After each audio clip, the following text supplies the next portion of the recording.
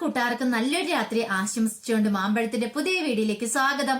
നമുക്ക് നേരെ ഗീതുവിന്റെയും ഗോവിന്ദന്റെയും നാളത്തെ പ്രമോ വിശേഷത്തിലേക്ക് പോയല്ലോ.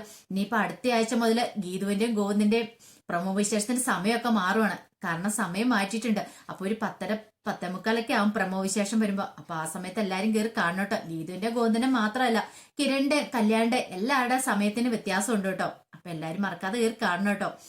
അപ്പൊ നാളത്തെ പ്രമോ വിശേഷം നമ്മൾ കാണാൻ പോകുന്ന നമ്മളെല്ലാവരും ഇത്രയും കാലം കാണാൻ കാത്തിരുന്ന കുറച്ച് നല്ല നല്ല വിശേഷങ്ങളൊക്കെ തന്നെയാണ്. നമ്മളെല്ലാവരും ആഗ്രഹിച്ചിരുന്നു രാധികാമ്മയുടെ വരുണിനെ കള്ളത്തരം അങ്ങനെ പൊളിച്ചെടുക്കണമെന്ന്. ഗോവിന്ദ് അവരുടെ കൈയോടെ പിടികൂടി അവരുടെ മുഖത്ത് നോക്കി കാര്യങ്ങളൊക്കെ ചോദിക്കണമെന്ന്. അപ്പൊ ആ വിശേഷങ്ങളൊക്കെയാണ് നാളെ സംഭവിക്കാൻ പോകുന്നത്. അങ്ങനെ നല്ല അടിപൊളി വിശേഷങ്ങളെ കേട്ടോ. എന്നാലും നമ്മൾ കണ്ടു ഗീതു ഇഞ്ചുമുക്കിലുള്ള ആ ഗസ്റ്റ് ഹൗസിലേക്ക് വരുമായിരുന്നു. അത് ശരിക്കും പറഞ്ഞിട്ടുണ്ടെങ്കിൽ കിഷോറിനെ രാധികാമ്മനെ വരുണിനെയൊക്കെ കൊടുക്കാൻ വേണ്ടിട്ടാ വന്നേ. അങ്ങനെ വന്നതിന് ശേഷം ഗീതുവിനെ നശിപ്പിക്കാനായിട്ട് കിഷോർ പുറകെ ചെല്ലുവാണ്. അപ്പൊ ചെന്ന് കഴിയുമ്പത്തേനും ഗീതു മോളത്തെ മുറിയിലേക്ക് അങ്ങോട്ട് കയറിപ്പോ. അപ്പൊ കിഷോർ ഇപ്പൊ സാവകാശം ഓരോ മുറി ഇങ്ങനെ തുറന്നു നോക്കി അങ്ങ് ചെല്ലുവാണ്. ഇഷ്ടം പോലെ സമയമുണ്ടല്ലോ, ഗീതു ഇങ്ങോട്ട് ഓടിപ്പോയില്ലോ എന്നൊരു ചിന്തയായിരുന്നു. അങ്ങനെ ഒരു മുറി തുറന്നു നോക്കി കഴിയുമ്പത്തേനും അതിനകത്ത് ഇരിക്കുന്ന കണ്ടു, ഗീതു ഇരിക്കുന്ന കണ്ടു, ബെഡിൽ ഇരിക്കുന്ന കണ്ടു. പെട്ടെന്ന് കിഷോർ ഇറങ്ങി എന്നിട്ട് പറഞ്ഞു, നിന്നെ കുറെ നാളായി ഞാൻ സ്വന്തമാക്കാനായിട്ട് ആഗ്രഹിക്കുന്നത്. ഇന്ന് നിന്നെ ഞാൻ സ്വന്തമാക്കും. ബാംഗ്ലൂർ വെച്ച എന്റെ മോഹമായിരുന്നു. ഇന്ന് എന്റെ കയ്യിൽ നിന്ന് നിനക്ക് രക്ഷപ്പെടാൻ പറ്റില്ല. ഇനിയിപ്പം എനിക്കൊരു കാര്യം ചെയ്തോ, എന്റെ കൂടെ എന്റെ ഭാര്യയായിട്ട് നീ നിന്നോ. അവനെയും നീയും അങ്ങനെ 2 ഭാര്യ ഇരുന്നിട്ടുണ്ട്, എന്താ കുഴപ്പമെന്ന് ചോദിക്കണം. ഈ സമയത്താണ് ഗോവിന്ദ് അങ്ങോട്ട് വരുന്നത്. ഗോവിന്ദ് അങ്ങോട്ട് വരുമെന്ന് ഒരു കാരണവശാലും കിഷോർ സ്വപ്നത്തിൽ പോലും വിചാരിച്ചിരുന്ന കാര്യമല്ല. ഗോവിന്ദിനെ കണ്ട ഒരു ഞെട്ടലുണ്ടായി കിഷോറില്.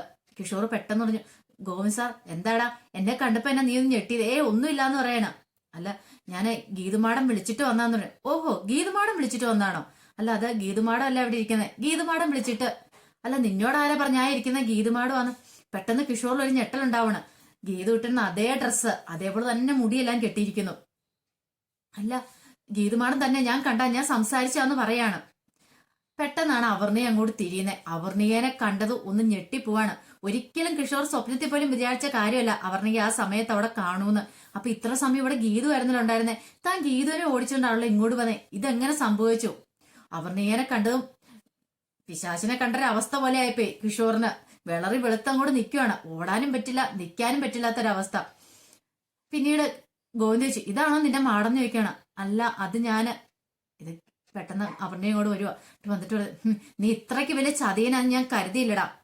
എനിക്കറിയായിരുന്നു നീ എന്നെ ചതിച്ചോണ്ടിരിക്കുവാന്ന്. പക്ഷെ നീ ഇത്രമാത്രം വൃത്തികെട്ടവനാന്ന് ഞാൻ വിചാരിച്ചില്ല. ഈ സമയത്ത് ഞാൻ ഇവിടെ വന്നില്ലായിരുന്നെങ്കിൽ, ഞാനും ഗോവിന്ദ് സാറും ഇല്ലായിരുന്നെങ്കിൽ എന്താ സംഭവിക്കാൻ പോകുന്നത് എനിക്ക് വ്യക്തമായിട്ട് അറിയാം. അത് നീ പറയുകയും ചെയ്തല്ലോടെന്ന് പറയണം. നിന്നെ ഞാൻ ഉണ്ടല്ലോ എന്ന് പറഞ്ഞിട്ട് വന്നിട്ട് കിഷോറിന്റെ കാരണം തീർത്തുന്ന ആളിലങ്ങ് പൊട്ടിക്കുവാണ്. കിഷോർ അങ്ങ് തല കറങ്ങി അവിടെ ശരിക്കും ആ ബെഡിലേക്ക് അങ്ങോട്ട് ഇരിക്കുവേ. ഈ സമയത്ത് ഗോവിന്ദ് വന്നിട്ട് പറഞ്ഞു, നീ എന്താ പിന്നെ വിചാരിച്ചിരുന്നേ?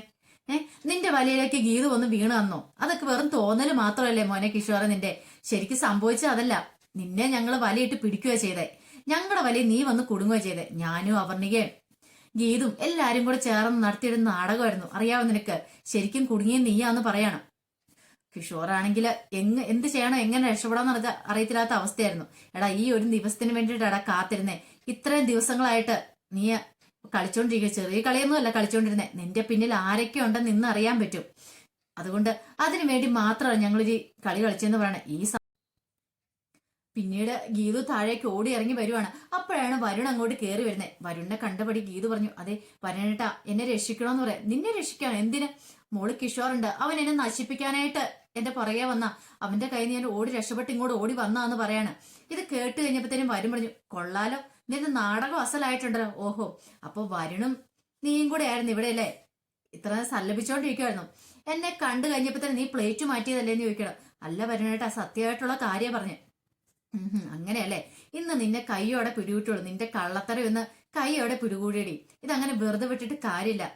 ഇത് ഗോവിന്ദനോട് എല്ലാരെയും ഈ കാര്യങ്ങളെല്ലാം കാണിച്ചു കൊടുക്കണം. അത് മാത്രമല്ല കോടതിയിൽ നിനക്കെതിരെയുള്ള ഏറ്റവും വലിയ ശക്തമായിട്ട് തെളിവായിരിക്കും ഇത്. അറയ്ക്കൽ കുടുംബത്തിലെ പൂർത്തി ഇന്നത്തോടുകൂടി നിന്റെ അവസാനിച്ചെന്ന് പറയാണ്. ഇത്രയും പറഞ്ഞിട്ട് പെട്ടെന്ന് എന്ത് ചെയ്യുവാണ്, വരുൺ അങ്ങോട്ട് മാറുവാണ്. വരുൺ അങ്ങോട്ട് മാറിക്കഴിഞ്ഞപ്പോഴത്തേനും ഗീതുവിന് മനസ്സിലായി വരുണിന്റെ പുറകെ വേറെ ആരൊക്കെയോ കാത്താണ് വരുണ് നിൽക്കുന്നതെന്നുള്ള. ഈ സമയത്ത് സുവർണയും കൂടെ അങ്ങോട്ട് വരുന്നുണ്ട്. സുവർണയുടെ ഫോൺ മേടിച്ചിട്ട് വരുണ് രാധികാമ്മനെ വിളിക്കുവാണ്. രാധികാമ്മനെ വിളിച്ചിട്ട് കാര്യങ്ങളൊക്കെ സംസാരിച്ചിട്ട് പറഞ്ഞു, അമ്മ ഇങ്ങോട്ട് വരണം, ഇവിടെ കാര്യങ്ങളൊക്കെ ഓക്കെയാന്ന് പറയുവാണ്. ഗീതുവിന് മനസ്സിലായി വരുൺ ആരെയോ വിളിച്ച് കാര്യങ്ങളൊക്കെ പറയുന്നുണ്ട്, ഇങ്ങോട്ട് വരാനുള്ള നിർദ്ദേശങ്ങളൊക്കെ കൊടുക്കുന്നുണ്ടെന്ന്. ഗീതു അപ്പം മനഃപൂർവ്വം അവിടെ വെയിറ്റ് ചെയ്ത് നിൽക്കണം, വരട്ടെ, വരാനുള്ളവരെല്ലാം വരട്ടെ, എന്നിട്ട് വേണം കാര്യത്തിന്റെ ഒരു തീരുമാനമാക്കാനായിട്ട്.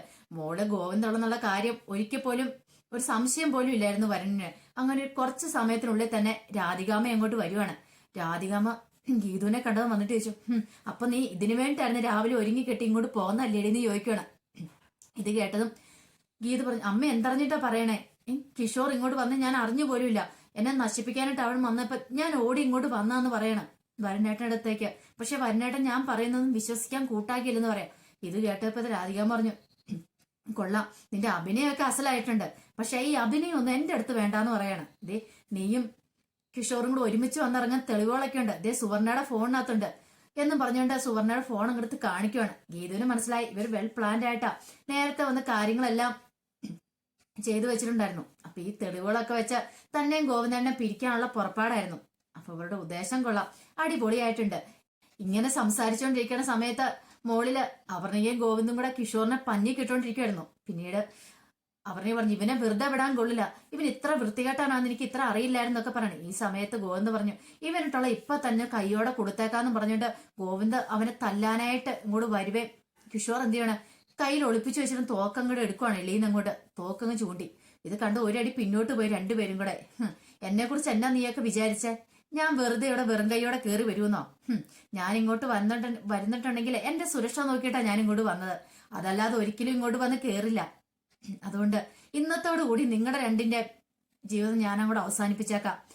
അങ്ങനെ ഒരു വെടിക്ക് രണ്ട് പക്ഷി എന്ന് പറഞ്ഞ പോലെ തീർത്തേക്കാന്ന് പറഞ്ഞിട്ട് കിഷോർ തോക്കങ്ങ് ചൂണ്ടുവാണ് അവരുടെ നേരെ. അവർക്ക് നേരെ തോക്ക് ചൂണ്ടിയിട്ട് ഉന്നം പിടിക്കുകയാണ്. അങ്ങനെ വെടിവെക്കാൻ തുടങ്ങി കൃത്യ സമയത്ത് തന്നെയാണ് അജാസ് അങ്ങോട്ട് വന്നേ.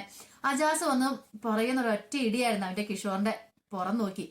ആ ഇടിക്ക് തന്നെ അറിയാതെ ഞെങ്ങി കാഞ്ചി വലിഞ്ഞ് വെടിയുണ്ട എങ്ങോട്ടോ പോയി. പക്ഷെ ഈ വെടിയുണ്ടയുടെ ഈ ശബ്ദം കേട്ടിട്ട് താഴേന്ന് ഒരു നിമിഷം വരുണും ഗീതും ഒക്കെ ഞെട്ടിത്തെരിച്ചു പോയി. അവരെല്ലാം കൂടെ മുകളിലേക്ക് കയറി ഓടി വരുവാണ് രാധികാമ്മ. എല്ലാരും വരുമ്പം കാണുന്ന കാഴ്ച അജാസ് കിഷോറിന്റെ കോളറിനെ പിടിച്ച് കുത്തിപ്പിടിച്ച് ഇങ്ങനെ നിർത്തിയേക്കുവാണ്. ഈ കാഴ്ച കണ്ട് രാധികാമ്മ ഒന്ന് ഞെട്ടി. രാധികാമ്മ ഒരിക്കലും പ്രതീക്ഷിച്ച കാര്യമല്ലായിരുന്നത്. കാരണം ഇത്രമാത്രം ഇവിടെ ടിസ്റ്റുകൾ ഉണ്ടാവുമെന്ന് പ്രതീക്ഷിച്ചില്ല. ഗോവിന്ദ് ഇവിടെ വരുമെന്നോ അല്ലെങ്കിൽ അപർണകയോടെ ഉണ്ടാവുന്നൊന്നും കരുതിയില്ല. കിഷോർ മാത്രം ഇവിടെ കാണുള്ളൂ, ആ ഒരു പ്രതീക്ഷയോട് കൂടിയാണ് രാധികാമ്മ വന്നേ. പെട്ടുപോയി, എന്ത് ചെയ്യണം എന്നറിയത്തില്ലാത്തൊരവസ്ഥയായിപ്പോയി. ഇനിയിപ്പോ എന്ത് ചെയ്യാൻ പറ്റും? അങ്ങനെ രാധികാമ്മയുടെ വരുണിന്റെ കള്ളത്തരമൊക്കെ പൊളിക്കുവാണ്. പൊളിച്ചടുക്കി കൈ കൊടുക്കുവാണ്. അതിന്റെ വിശേഷങ്ങളെ കാണാൻ പോകുന്നത്. അത് മാത്രമല്ല, നാളെ രാധികാമ്മനെ വരുണിനെയും ചോദ്യം ചെയ്യുന്നുണ്ട് ഗോവിന്ദ് ചോദിക്കുന്നുണ്ട്, ഇങ്ങോട്ട് ഗീത് വന്നെന്ന് കിഷോറിനോട് ആരാ വിളിച്ചു പറഞ്ഞതെന്ന്. അവസാനം വരുണിനെ സമ്മതിക്കേണ്ടി വന്നു, ഞാനാ പറഞ്ഞതെന്ന്. പക്ഷെ പറയാനുള്ള കാരണം, എന്തിനു വേണ്ടി അങ്ങനെ പറഞ്ഞു, അതൊക്കെ നൂറ് ചോദ്യങ്ങൾ വരുവാണ്. അങ്ങനെ വരുണും രാധികാമ്മ അറക്കൽ വീട്ടിൽ നിന്ന് ഇറങ്ങാൻ തുടങ്ങുക. അതിന്റെ അടിപൊളി വിശേഷങ്ങളൊക്കെ എനിക്ക് കാണാൻ പോകുന്നത്. ആ വിശേഷങ്ങൾക്കായി നമുക്ക് എല്ലാവർക്കും കാത്തിരിക്കാം കേട്ടോ. വീഡിയോ ഇഷ്ടപ്പെട്ടെങ്കിൽ ലൈക്ക് ചെയ്യാൻ മറക്കരുത്. അതോടൊപ്പം തന്നെ ആദ്യമായിട്ട് കാണുന്നവരാണെങ്കിൽ സബ്സ്ക്രൈബ് ചെയ്യാനും മറക്കരുത് കേട്ടോ. ഒരിക്കൽ കൂടി എല്ലാവർക്കും നല്ലൊരു രാത്രി ആശംസിച്ചുകൊണ്ട് നിർത്തുന്നു. നന്ദി.